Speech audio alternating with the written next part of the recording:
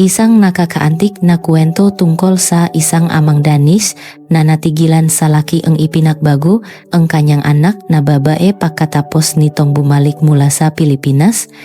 Sa sandali ang kanilang pakikita sa paliparan, halos hindi makapagsalita ang ama na si G. Hendrik.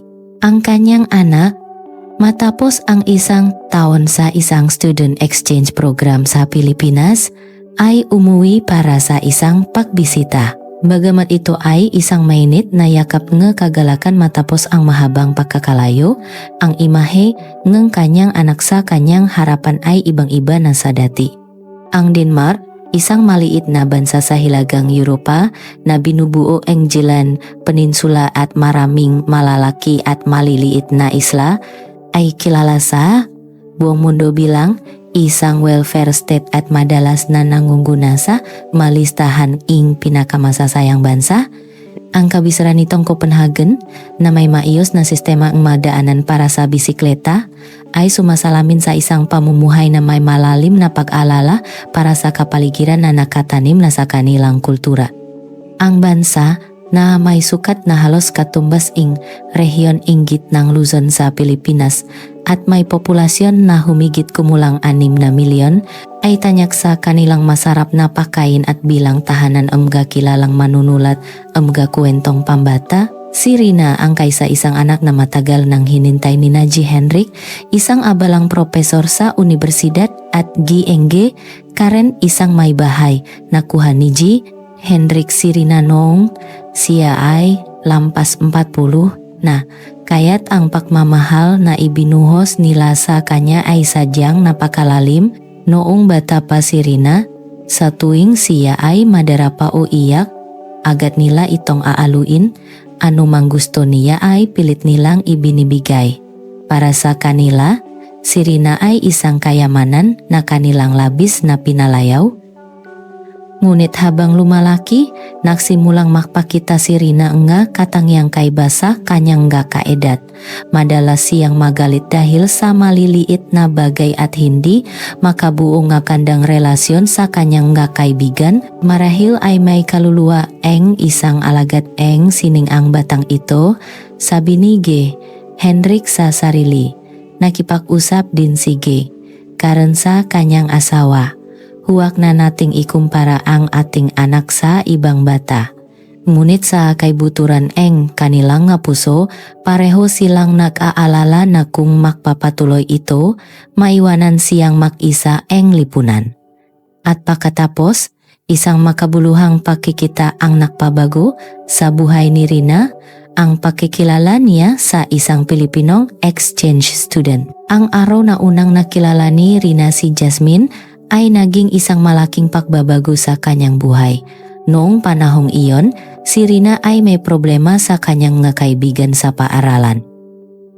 Sa tuwing may hindi pagkakasundo sa klas, madalas siyang nawawalan ang kontrol, nagagalit sa kanyang mga kaklase o nahahagis ang mga gamit. Siyempre, pagkatapos noon, ay palagi siyang nagsisisi, ngunit hindi niya maintindihan kung bakit hindi niya mapigilan ang kanyang sarili at lalo pa siyang nalulumbay dahil dito. Dahil dito, nakpasya ang kanyang nga magulang na kumuha ng isang tutor, hindi para pagbutihin ang kanyang nga marka, kundi dahil sa pakiramdam nilang kailangan ni Rina ang isang taong makakasama at tutulong sa kanyang kumalma. Ang ipinakilala sa kanila ay si Jasmine, ang exchange student mula sa Pilipinas. Si Jasmine ay isang dalagang may mahinahong kilos na mas matanda ang ilang taon kay Rina. Ang kanyang mabait na ngiti at magalang na pagbati ay agad na nagbigay ng kapanatagan kay nga Karen. Ang kanilang unang aralin ay pagpapalitan eng nga simpleng salita sa pagitan eng Danish at Filipino. Nang sabihin ni Rina ang hedge, ngumiti si Jasmine at sumagot ng magandang araw po at ipinarinig ito sa kanya ng paulit-ulit. Kakaiba, naramdaman ni Rina na gumaan ang kanyang loob, hindi lamang dahil tinanggap ang kanyang sinabi, kundi dahil ang pagsasalin nito sa wika nga ibang bansa ay nagparamdam sa kanya na tila lumawak nang kaunti ang kanyang mundo. Gayun paman, pagkatapos nun, hindi pa rin lubusang nawala ang ngapagsiklap galit ni Rina. Isang araw, dahil sa biglang pagbabago sa schedule kelas, nagalit si Rina ng husto at nabasak niya ang isang silya. Naging tensyonado ang buong silit. Hindi alam ni Geng-e Karen ang gagawin, ngunit si Jasmine ay hindi natakot. Tumingin siya ng diretso sa mga mata ni Rina at sinabi sa isang mahinahong boses. Nasasaktan ka siguro at nalulungkot, Rina, ano? Naintindihan ko ang nararamdaman mo? Sa sandaling iyon, naramdaman ni Rina na tila may kuryenteng dumaloy sa kanyang puso. Noon pa man, laging sinasabi sa kanya ang nakatatanda na kailangan niyang magtimpi, ngunit walang sinuman ang sumubok na unawain ang kanyang nararamdaman. Ngunit iba si Jasmine. Hindi niya itinanggi ang galit ni Rina, sa halip ay ginamit niya ang salita upang ipahayag ang sakit at lungkot na nasa likod ang galit na iyon. May nakaintindi na sa akin, naisip ni Rina at siya'y humagulgol. Ang pangyayaring ito ang nagpatibay sa kanilang relasyon. Madalas purihin ni Jasmine ang ngalihang sining ni Rina sa isang partikular na paraan, tulad kakaiba ang paraan mo, paggamit kulay o muhang napakatatak hugis na ito. Iginagalang niya ang kaluluwa isang alagad sining ni Rina at binigyan siya espasyo upang malayang may pahaya ang sarili. Ang pinakakahanga-hanga ay ang kwento ni Jasmine tungkol sa kulturang Pilipino. Sa Pilipinas, mahalaga sa amin ang pakikipagkapwa-tao. Kahit magkakaiba kami opinyon, nagtutulungan kami at inuuna ang maayos at masayang pagsasama. Para kay Rina, ang salitang iyon ay tila nagbukas isang pinto patungo sa isang bagong mundo. Nalaman niya na mayroong isang paraan ang pamumuhay na hindi tungkol sa pagsupil sa sariling emosyon, kundi sa pagtanggap sa pagkakaiba-iba ang bawat isa at pagtulong sa isa't isa. Hindi nagtagal, isang matinding pagnanais na matuto tungkol sa Pilipinas ang nabuo sa loob ni Rina. Pakiramdam niya na ang malayong bansang iyon, na may ibang wika at kultura, ay mayroong isang bagay na makapapabago sa kanya. Bagamat hindi ito inaasahan kanyang magulang, ang pakikita nilang ito ang simula malaking desisyon ni Rina sa hinaharap, ang pumunta sa Pilipinas bilang isang exchange student. Isang gabi sa hapagkainan, biglang nagsalita si Rina, "Gusto kong mag-aral sa Pilipinas bilang exchange student." Nahulog ni G. Henrik ang tinidor na hawak niya. Si G. Karen naman ay nabigla at hindi makapagsalita. Pagkatapos ilang sandali katahimikan, nagsalita si G. Henrik sa isang seryosong tono. "Rina, seryoso ka ba?" Tumango si Rina na may determinasyon sa kanyang mata. Ang imahe ang kanyang anak na dating umiyak, sumisigaw, at nagre-rebelde ay tila pag-ari ng ibang tao. Naramdaman ni Geng karena nanikip ang kanyang dibdib. Mag-isa kang maninirahan sa isang malayong bansa, iba ang wika at kultura, tanong niya na may panginginig sa boses. Kunit tumingin si Rina ng diretso sa mga mata ang kanyang ina at mahinahong sumagot, "Kaya nga po gusto kong subukan. Gusto kong maging mas matatak at matutong makipagkapwa-tao tulad nga Pilipino." Ang salitang iyon ay nakpabuntong hininga kay J. Henrik. Bilang isang ama, gusto niyang manatili sa kanyang tabi ang anak, ngunit kasabay nito, ipinagmamalaki niya si Rina na sinusubukang buksan ang sarili niyang landas. "Naintindihan ko, pero kailangan mong ipangako na hindi ka susuko. Gaano man kahirap, kailangan mong magpatuloy hanggang sa huli." Ang kanyang boses ay mahigpit ngunit puno init. Pagkatapos noon, sinimulan pamilya ang paghahanda para sa pag-alis ni Rina. Masipag siyang nag-aral ng Filipino araw-araw, pinuno ang kwaderno ng letrang Filipino, at walang sawang nagsanay magsalita kasama si Jasmine. Bagamat mahirap bikasin angga salita, habang dumarami ang kanyang bokabulario, unti-unti ring lumago ang kanyang tiwalasa sarili. Paminsan-minsan, nanunod siya ang mga teleseryang Pilipino.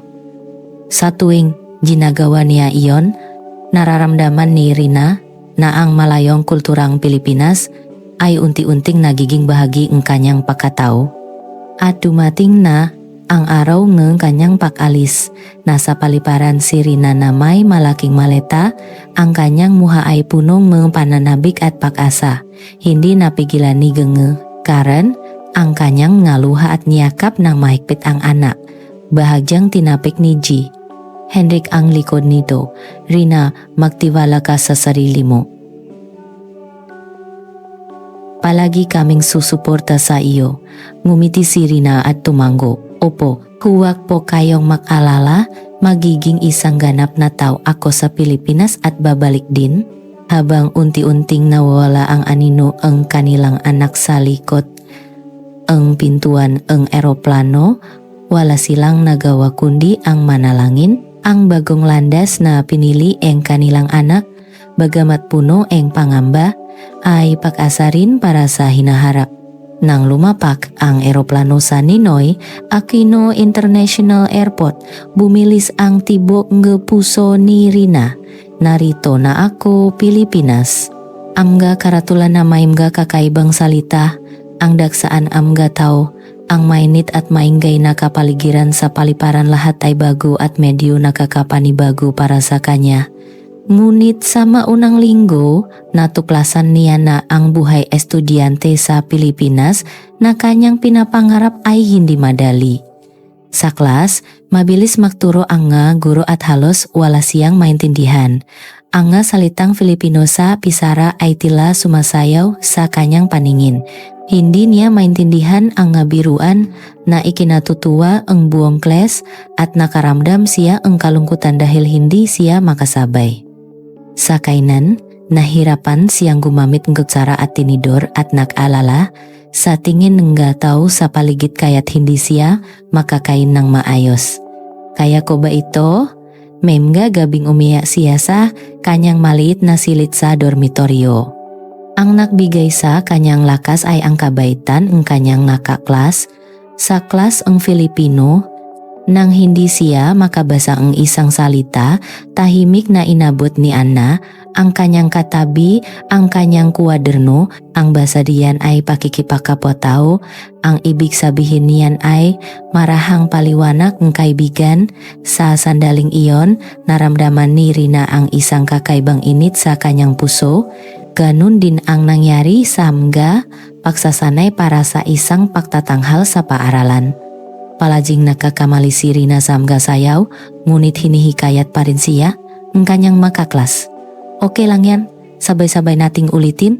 Pagkatapos ang paulit-ulit na pagsasanay, sa wakas ay nakasabay na rin siya at sa unang pagkakataon sa kanyang buhay, naramdaman niya ang saya ng pagtutulungan. Sa paaralan sa Pilipinas, ang bayanihan ay laging naroroon. Kapag may nahihirapan, kusa silang tumutulong. Kahit may pagkakaiba sa opinyon, nirerespeto pa rin nila ang isa't isa. Ang ganitong paraan ng pamumuhay ay isang bagong mundo para kay Rina na lumaking nag-isa dahil sa hindi niya makontrol na emosyon.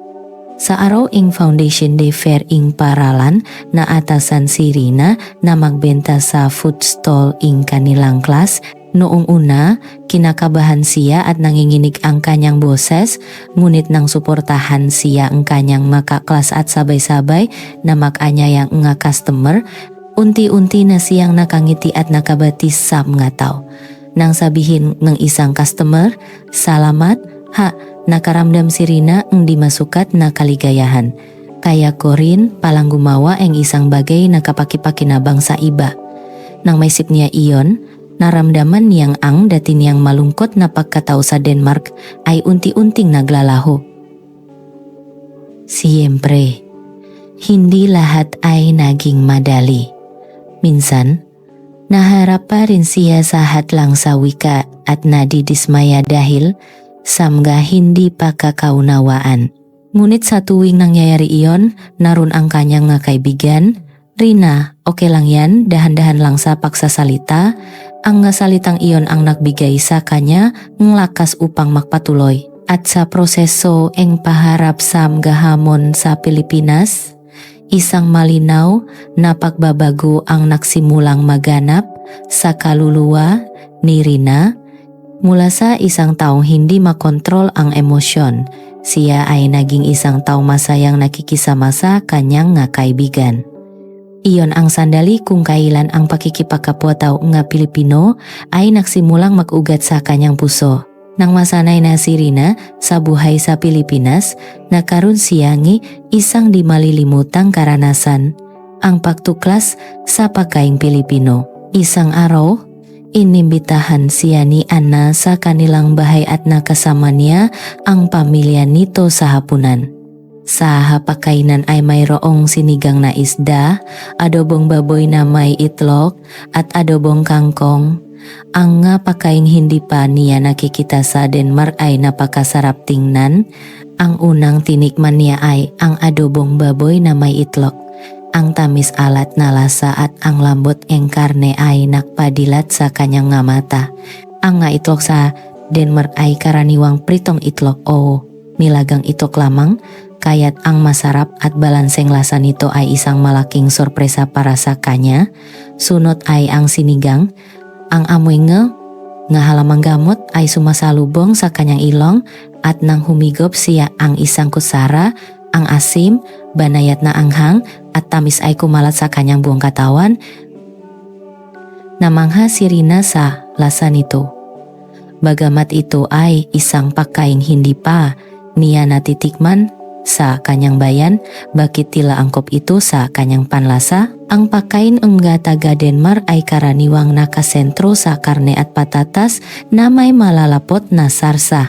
Siyempre, mahalaga rin ang nga lasang iyon para kay Rina, ngunit naramdaman niya na ang pagkain Pilipino ay nagbibigay diin sa balance ang nga lasa.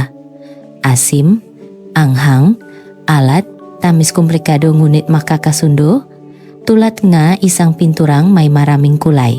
Pagkatapos nun, isinama si Rina ni Anna sa kanilang cooking club. Dun, natutunan niya ang pangunahing pamamaraan sa paglulutong Pilipino, pagbabalot, paggisa, pag-adobo, pagluluto ng sabaw at paggawa ng ensalada.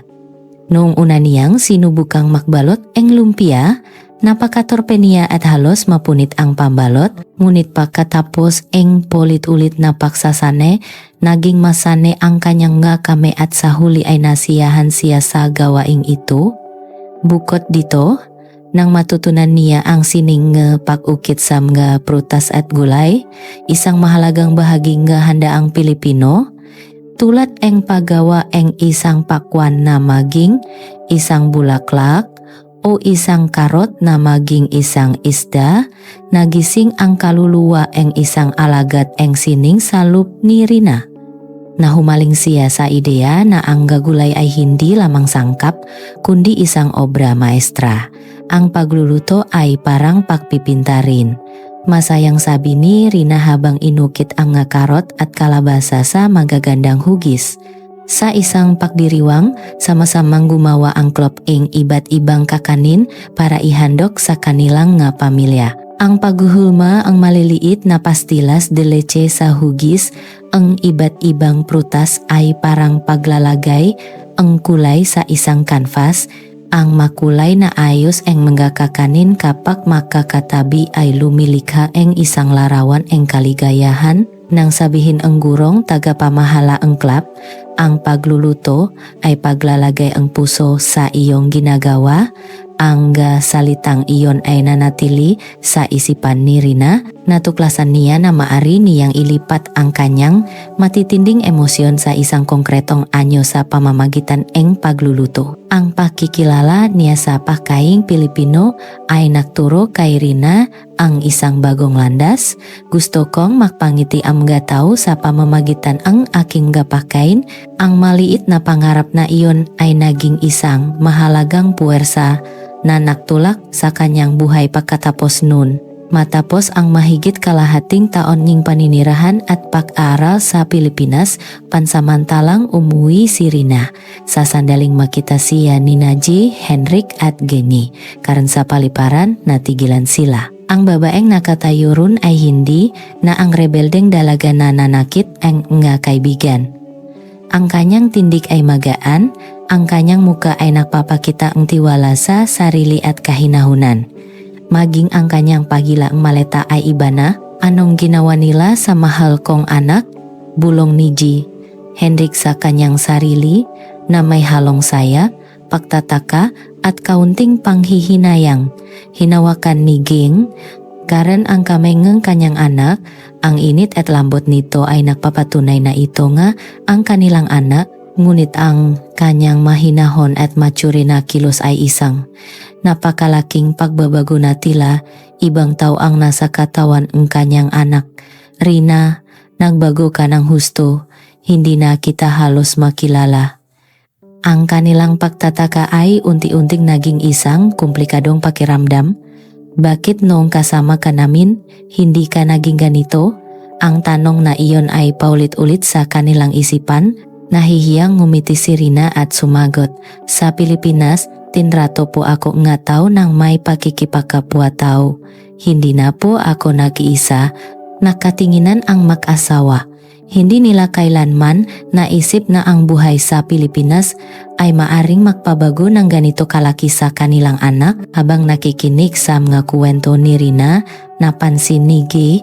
Henrik ang tatak sa kanyang mamata. Ang anak na dating sumasabog dahil hindi makontrol ang sarili, ngayon ay kalmadong nakakapakwento tungkol sa kanyang nga nararamdaman. Ang pagbabagong iyon ang pinakahanga-hanga para sa kanya.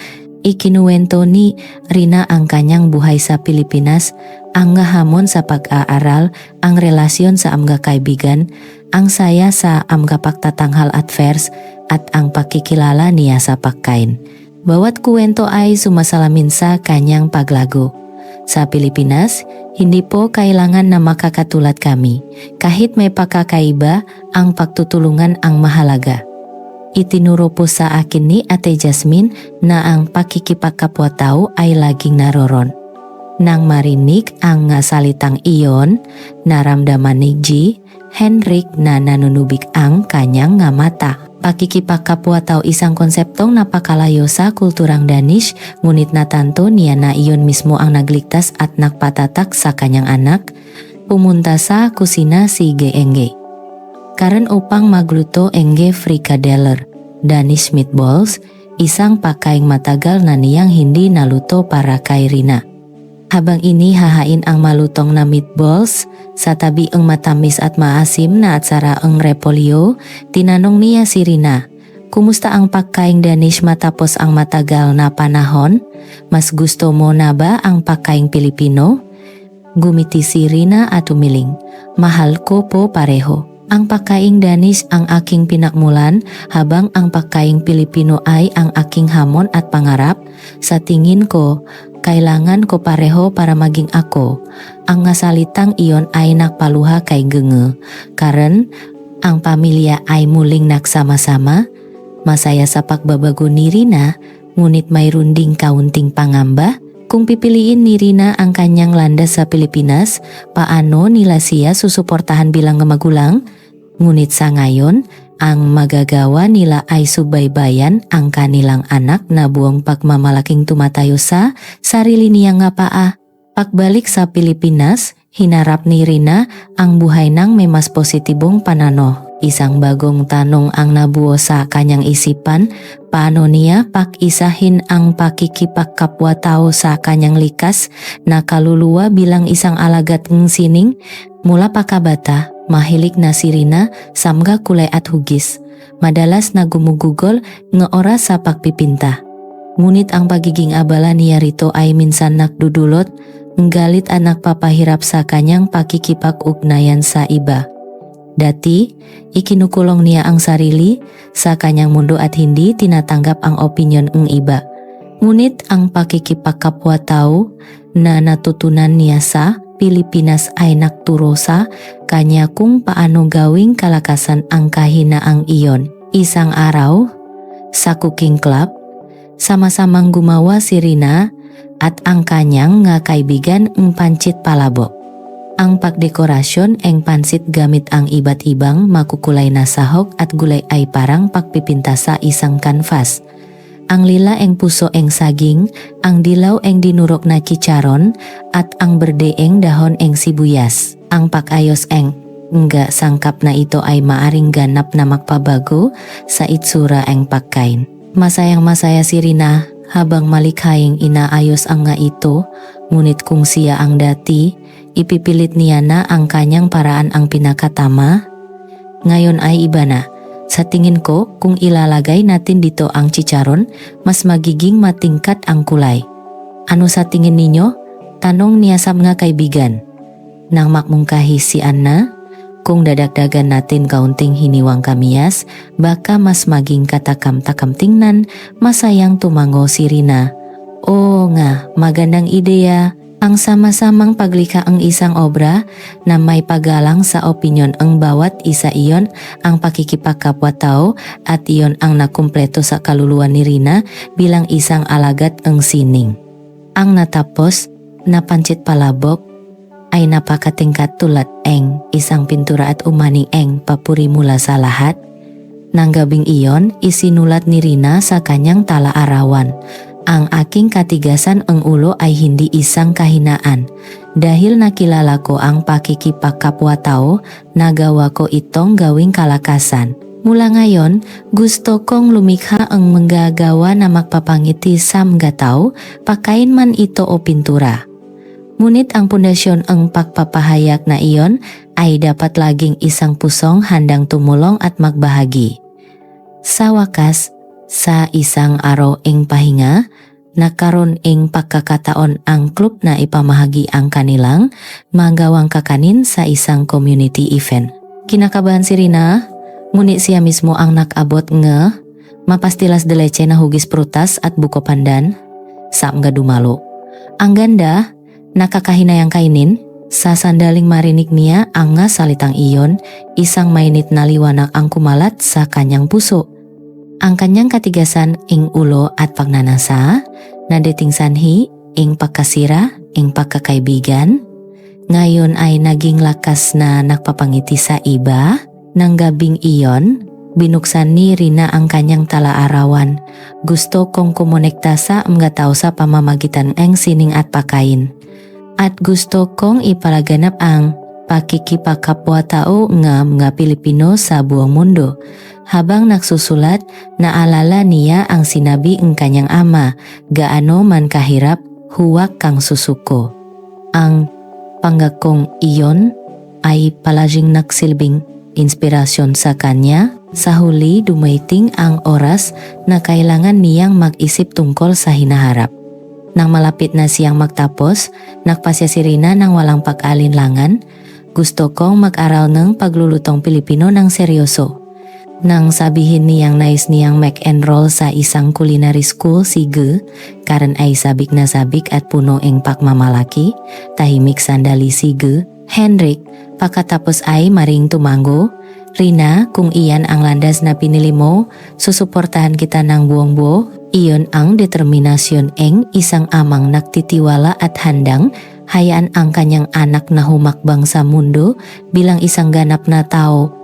Sa araw eng kanyang pagtatapos, nagbigay si Rina eng talumpati eng pasasalamat sa kanyang nga kaibigan sa matatas na Filipino.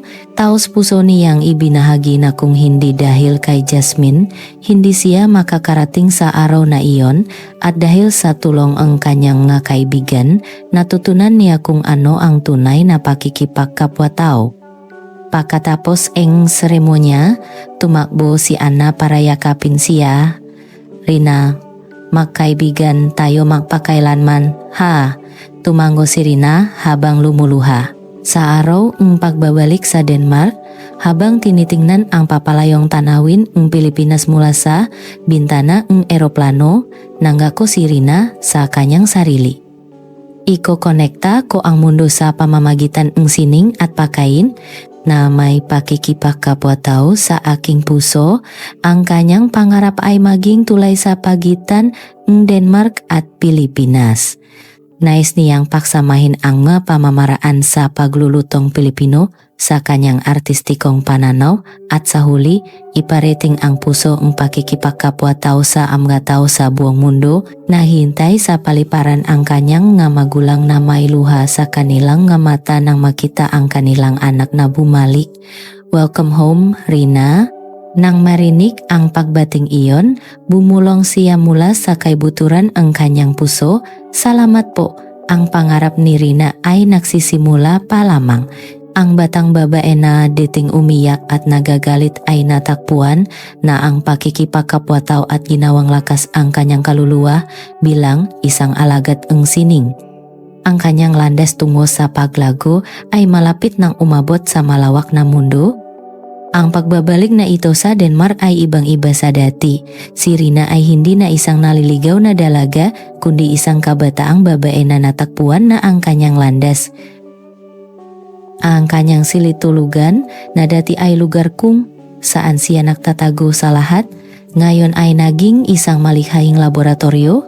Ang nga blangkong pader ay napuno ng mga sketch ng mga pagkaing pinagsasama ang Pilipinas at Denmark, pinanut ni Nage, Henrik at Genge. Karon ang pagbabago ng kanilang anak ng may pagkamangha at kagalakan. Linggo-linggo, pumapasok si Rina sa kusina at lumilika ang bagong pagkain para sa kanila. Gumawa siya ng smørrebrød, Danish open-faced sandwich.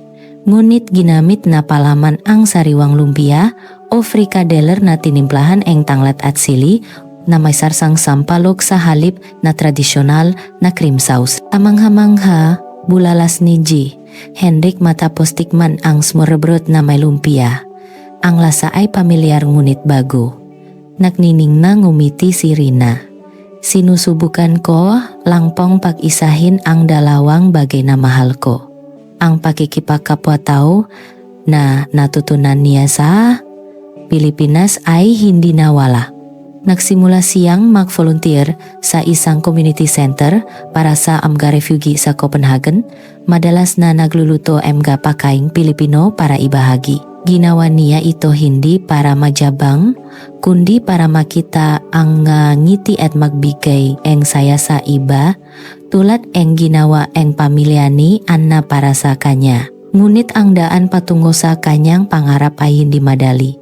Nang mag-apply si Rina sa isang prestihiyosong culinary academy sa Copenhagen, ipinresinta niya ang kanyang ideya ng pagkaing Filipino-Danish fusion at tiningnan siya ang ilang hurado ng may pagdududa. Ang pagkaing Pilipino ay dapat manatiling pagkaing Pilipino at ang pagkaing Danish ay dapat manatiling pagkaing Danish, malamig na sabi ng isang propesor. Ang paghahalo ay mag-aalis sa pinagumulan nga parehong kultura. Nalungkot si Rina sa puna, ngunit hindi siya sumuko.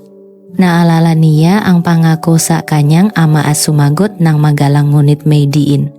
Para po sa akin, ang pagluluto ay hindi lang pagsunod sa resipe, kundi pagkukwento. At ito po, ang aking kwento, ang kwento ng isang Danish na babae na natakpuan ang init at pakikipagkapwa-tao sa Pilipinas. Hindi ko po nais burahin ang pinakmulan, kundi bumuo ang isang tulay sa pagitan ng dalawang kulturang mahal ko. Ang determinasyon sa kanyang nga mata ay nakiwan nga impresyon sa pinuno nga akademya.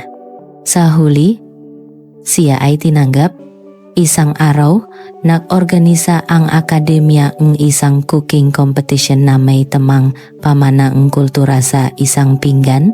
Nagpasya si Rina na sumugal, lumika siya ng isang putahe na tinawag niyang dalawang baybayin. Ang kanyang pangunahing putahe ay isdang bakalaw, kot mula sa North Sea, inihaw sa paraang Danish para maging malutong ang balat, ngunit binuhusan ng sarsang hango sa paksiuna isda ang Pilipinas at sinamahan ang niligis na patatas na may tanglat at ensaladang gawa sa mansanas ang Denmark at suha. Nang tikman ito ang ngahurado, lahat sila ay natahimik bago nagsalita ang pinuno. ito ay hindi lamang fusion, ito ay isang pag-usap sa pagitan eng dalawang kultura, komplikado ang lasa, makakasundo, at higit sa lahat, napakasarap.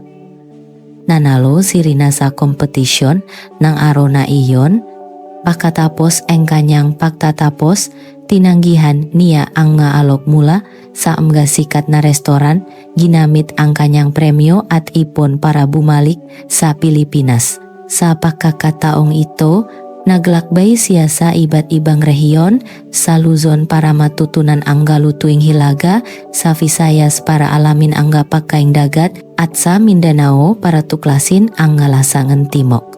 Sa bawat lugar, nakipagpalitan siya ang kaalaman at isinapuso ang pakikipagkapwa-taong nga lokal. 2 taon ang lumipas sa isang maliit na sulok ang Copenhagen, isang maginhawang restoran ang nakbukas. Ang kahoy na karatula sa harap ay may magandang ukit na salitang, pakikipagkapwa. Sa loop, ang espasyo ay minimalis, pinagsasama ang disenyo ng Skandinavia at nga maliliit na palamuting galing sa Pilipinas. Sa open kitchen, si Rina na nakasuot ing puting uniforme ing chef ay kalmado at tiwalang nahanda ing mga pakay. Sina G. Henrik at G. Enggi Karen ay nakopo sa isang mesa sa sulok, pinapanut ang kanilang anak ng may walang katapusang pagmamalaki. Ngayon ay naintindihan na niya, hindi kinuha ng Pilipinas ang kanyang anak, sa halip ay binigyan siya nito ang pinakamahalagang regalo, ang pagtuklas sa sarili, isang waiter ang nagdala ang 2 baybayin, chinikman ni G. Henrik ang isang piraso ng isda. Ang pamilyar na lasa ng bacalao ay perpektong humalo sa malinamnam na lasa ng sarsa. Sa sandaling iyon, lumabas si Rina mula sa kusina na may inggiti, dumiretso sa mesa ang kanyang nga magulang. Kumusta po? Pinaka-perpekto, anak, sagot ni Genge. Karen na lumuluha, yumuko si Rina upang yakapin ang kanyang ama. Salamat pa sa laging pagtitiwala sa akin. Tinapik ni G. Henrik ang likod ang kanyang anak. Ako ang dapat magpasalamat. Tinuruan mo ako na ang mundo ay mas malawak at mas maganda kaysa sa inaakala ko. Ang batang babae na dating laging nagagalit ay naging isang chef na nag-ugnay sa puso engga tao sa pamamagitan ng pagkain at pakikipagkapwa-tao. Ang pangarap ni Rina ay hindi nagtatapos sa restoran na ito. Ito ay simula ng isang bagong paglalakbay upang patuloy na ipalaganap ang pagmamahal, pag-unawa at pagkakasundo sa bawat putahe mula Denmark hanggang Pilipinas. At mula Pilipinas patungo sa mundo, magpakailanman.